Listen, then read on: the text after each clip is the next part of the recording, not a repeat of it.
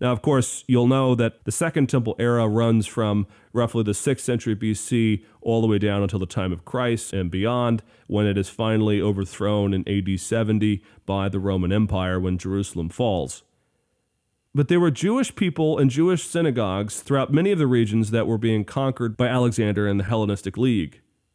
And one of the first things that we see amongst the Jewish faith is some willingness to accommodate and adapt itself to the Hellenistic world. And we know this today as Jewish Hellenization. And there are many examples of how this affects the Jewish culture in a positive sense.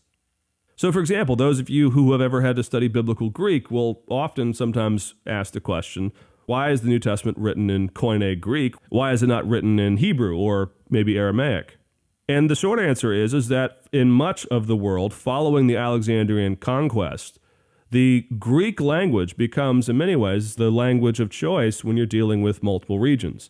Rather than you learning their language, you just require all of your subjects to at least learn a second language of Greek. And so in many areas, Jews at least learn Greek.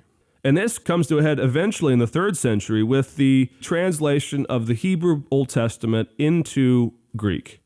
And this is known as the Septuagint. And the Septuagint was translated, according to legend, under Ptolemy, one of the generals who takes over one of the regions of Alexander's empire.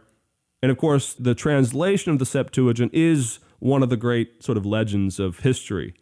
The story goes that Ptolemy asked for 70 scholars and rabbis to come to him, and he commissions them to each go separately to translate the Old Testament from Hebrew into Greek.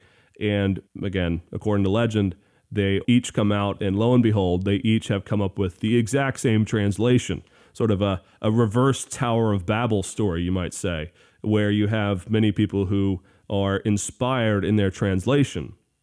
And of course, the Septuagint has a remarkable effect on the Jewish world. In some cases, the Hebrew language starts to wane. There's some evidence in certain places the Septuagint was preferred to the Hebrew Scriptures, at least in terms of accessibility for those who spoke Greek day in and day out, and therefore wanted the Scriptures in a language that they understood. And the study of the Septuagint today is a vital part of biblical studies. There are all kinds of scholars who use the Septuagint as one of the tools for trying to understand what the Hebrew backdrop or the Hebrew translation of a passage means.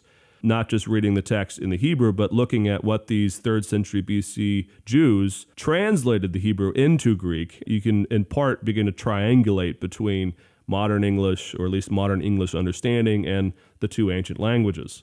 We do see the Septuagint being quoted as early as the 2nd century BC. It really has an enormous impact on the Jewish community.